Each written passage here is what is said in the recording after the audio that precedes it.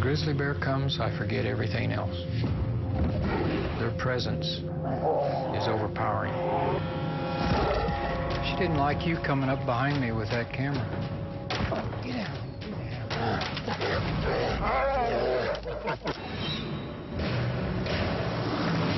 This man has been secretly living among wild bears for more than 20 years.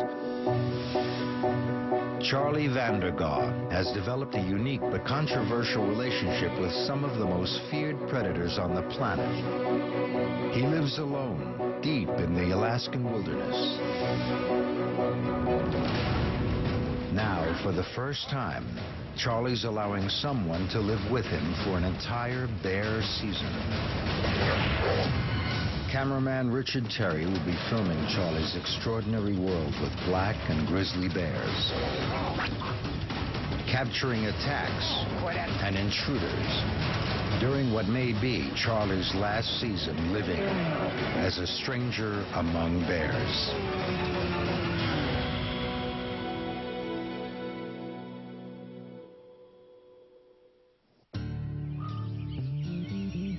For more than 2 decades, Bear Haven has been Charlie Vandergaw's escape from the modern world. Charlie has created his own vision of paradise, a world in which he believes man and bear can live together in harmony. Well, of all the bars, you had to come in line. Give me a kiss. Come on, give me a little kiss.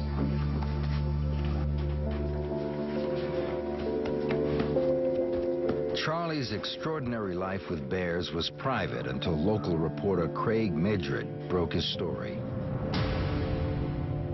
I mean, I've seen a lot of strange things in Alaska, been around a lot of strange people, and Charlie's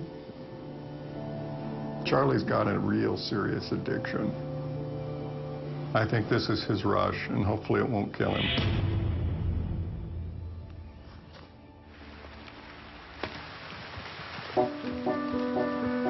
It's now summer in Alaska.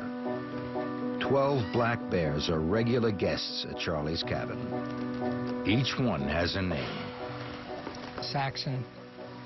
It's kind of adopted this place under the stairs. I come out and I always think about my little black monster under the stairs. You kind of pay attention going down the stairs because he just might reach out and hook your leg or give you a nip.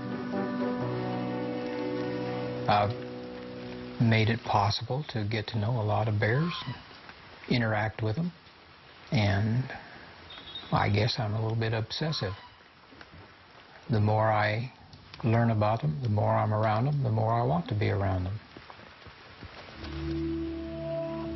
2 months ago, cameraman Richard Terry had never seen a bear. Now he appears to have fallen under the spell of Bear Haven. I'm either going mad, losing the plot, or I'm just becoming soft because this really makes me happy. Hello. The yard is overrun with black bears, but something is troubling Charlie. There is still no sign of their more ferocious cousins, the grizzlies. I would be devastated if grizzly bears didn't come here. When a grizzly bear comes, I forget everything else. Their presence is overpowering compared to the presence of a black bear.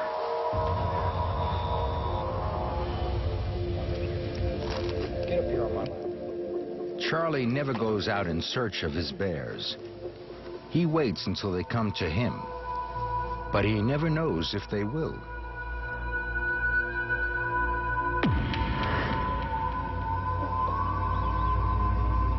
Charlie,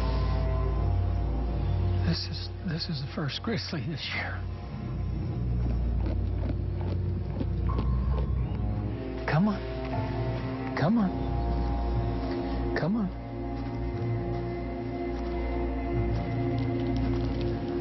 But we're going to have to be extremely careful so that we don't get hurt. An adult grizzly can be 3 times the size of a black bear and as strong as 3 men. Unlike the black bears, grizzlies eat people.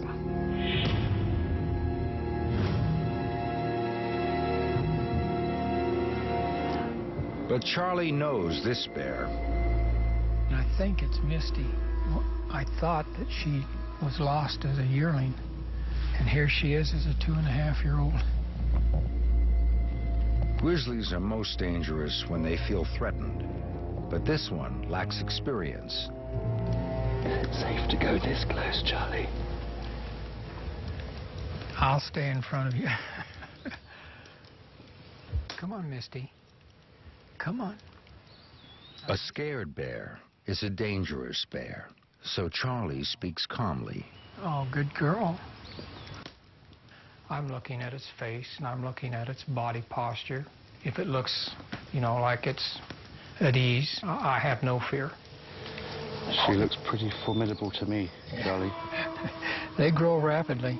Come on, sweetheart. Come on. Come on. Come see Daddy. Come. Oh, good girl. I missed you, Misty. Misty came to Bear Haven 2 years ago with her brother Tank, when both were just cubs. But last year, Misty disappeared. The mother bear came back looking for him twice, and I just conjured up all kinds of terrible things that could have happened to her. It's as good as it gets. A stick is the only thing Charlie carries for protection. Come on. Not everyone is happy to see Misty back at Bear Haven. Black bears generally steer clear of the larger, more aggressive grizzlies. But today, the young grizzly is outsized and outnumbered. Charlie's joy is short-lived. He's starting to doubt that this bear is Misty.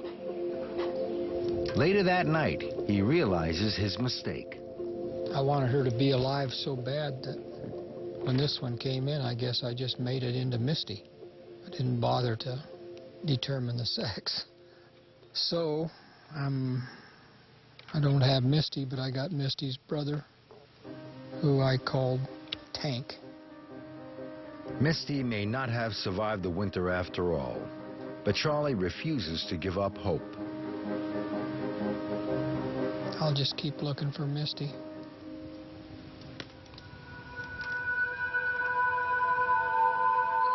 Later, as the Alaskan sun is just setting at midnight, a dark shape lurks in the shadows. Tank looks like he spotted something, Charlie. There's another grizzly coming.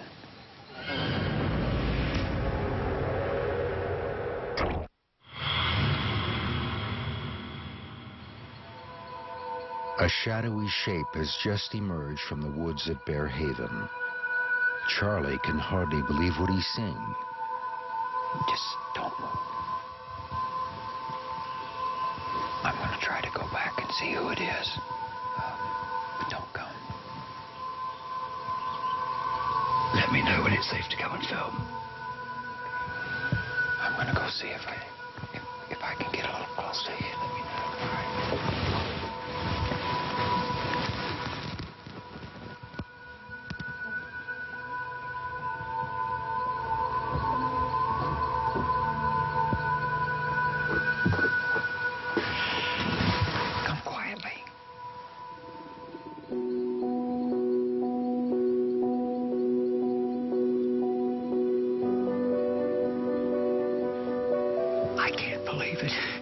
She's laying down nursing right in front of me. It's amazing. I can't see very well. It's getting kind of dark, but I think that's Sally. That's Tank and Misty's mother. Sally is the ultimate matriarch. In the past 6 years, she has brought all her cubs to see Charlie.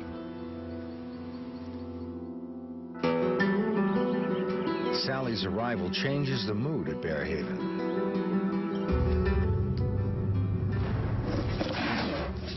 back. Quit that.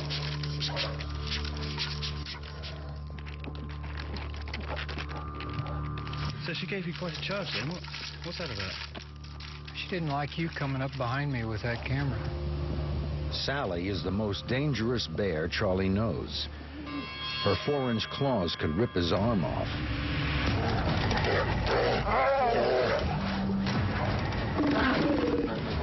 She knocked him unconscious a few years ago, but Charlie won't be put off.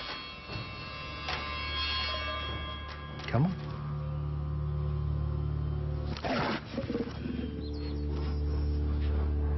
I knew you were going to try that.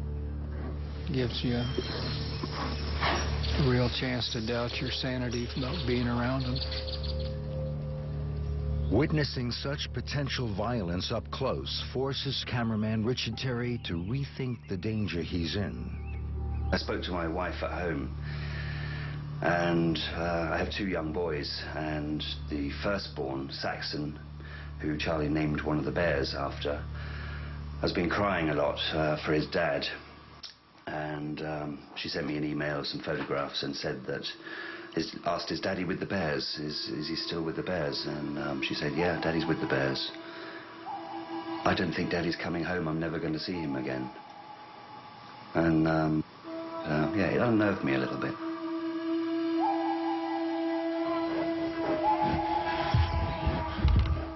Charlie's not the first man to appear obsessed with man-eating grizzlies. State troopers released new information tonight in a videotape relating to the tragic death of a wildlife rider and his companion. Self-proclaimed bear protector Timothy Treadwell spent 13 summers living in the heart of grizzly territory. Like Charlie, Treadwell pushed the limits of contact with wild grizzlies. But in 2003, he was viciously attacked and then eaten by the bears he loved while camping in the wild. I know in my heart, once a person sees what I do, and knows what Timothy did, would not make statements that compare the 2 of us. Unlike Treadwell, Charlie sticks close to his cabin and waits for the bears to visit him. He didn't live in the same world that I'm living in. He went out and was tough enough to live in their bedroom, basically. Charlie may shun the comparison, but when his story broke, controversy erupted.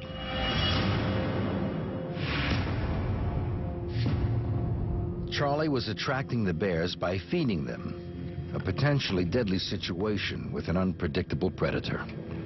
In Alaska, I think there was shock and some people who didn't want to believe it, who questioned whether it really could be true. I know people who won't hardly talk to him anymore, who were longtime friends because of what's going on there. It's very controversial. Bear feeding is illegal in Alaska, and Charlie is being watched by the authorities. What would you say to people who think you're crazy to get this close to wild bears? I wouldn't say anything to him. I think it's just basically, I think what I do is my business, as long as I'm not hurting anyone. Charlie's engaged in a game where one slip, one bad decision, and it could end bad.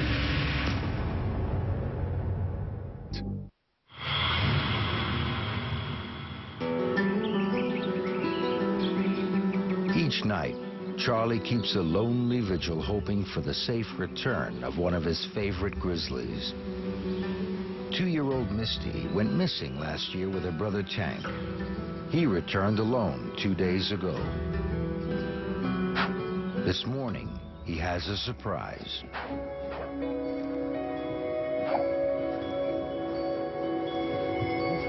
Here they both are. There's Misty. Just like I remember. I feel 100% better now. Come on, sweetheart. Come on. Come on. Watch out now.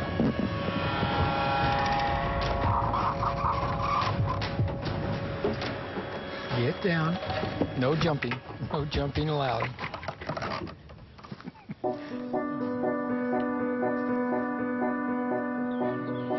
In just 2 days, Bear Haven is overrun with grizzlies.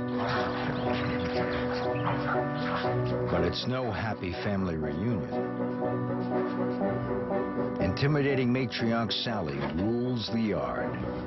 Her 2-year-olds Misty and Tank keep their distance. Their older sister Cookie completes the family lineup. Hey, you're not supposed to put your feet up. 6-year-old Cookie was the first cub Sally ever brought to see Charlie. And just like her mother, Cookie has a fearsome reputation. No cause. My behavior around Cookie is always tempered by fear of the consequences. It was Cookie who gave Charlie his worst bite in 20 years. But she instantly had me. She just snapped at my hand and held on. Cookie is now also a mother. This is Charlie's first encounter with her cub. Paw, don't bite. Don't bite. Bad manners seem to run in this family.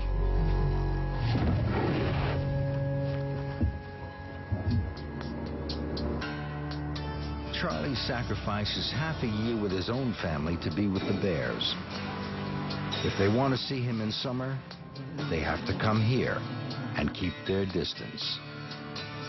Apart from living with bears, do you see your father as a normal man? Entirely. Yeah. He's a normal father, grandfather, retired teacher. There's been pressure on him from family and friends and all along the way of people saying, what are you doing, you know? But somewhere along the way, I'm very proud of him for having the personal fortitude to do the thing that he is most fulfilled by. Because I think very few of us actually get to do that. Hey! The bears are Charlie's second family. And when they're suffering, he feels their pain as if it's his own.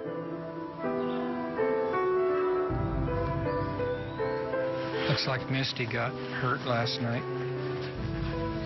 She's limping quite badly.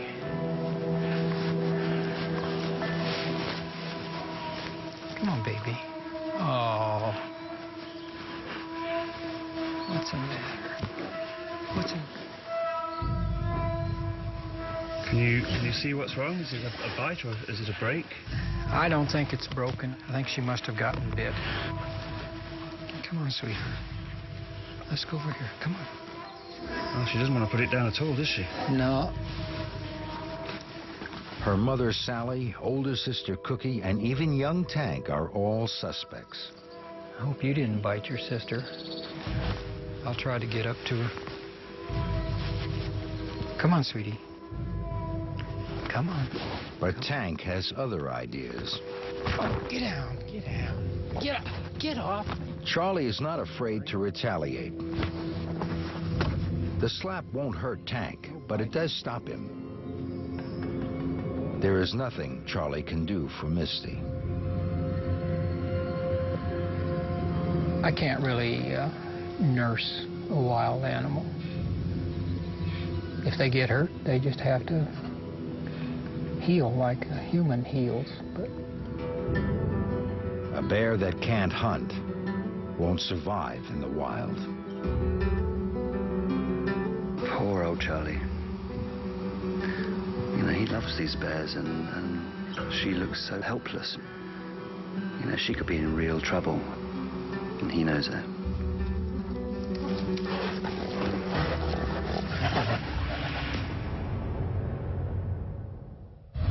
Bear Facts, brought to you by Catawet. How fast can a grizzly bear run? Richard has the answer right after this. Bear Facts, brought to you by Catawet. How fast can a grizzly bear run? It's actually as fast as a horse that exceeds 30 miles an hour.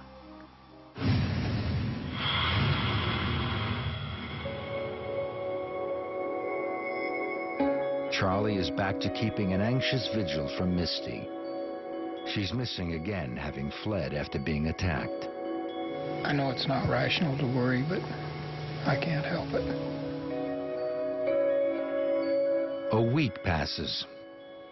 And then, good news.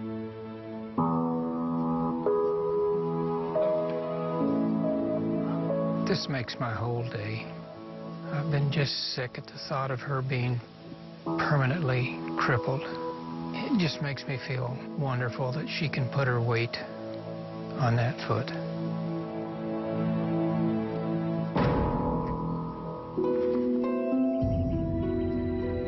Life for Charlie and his bears is a game of chance, and out here only the strongest will survive.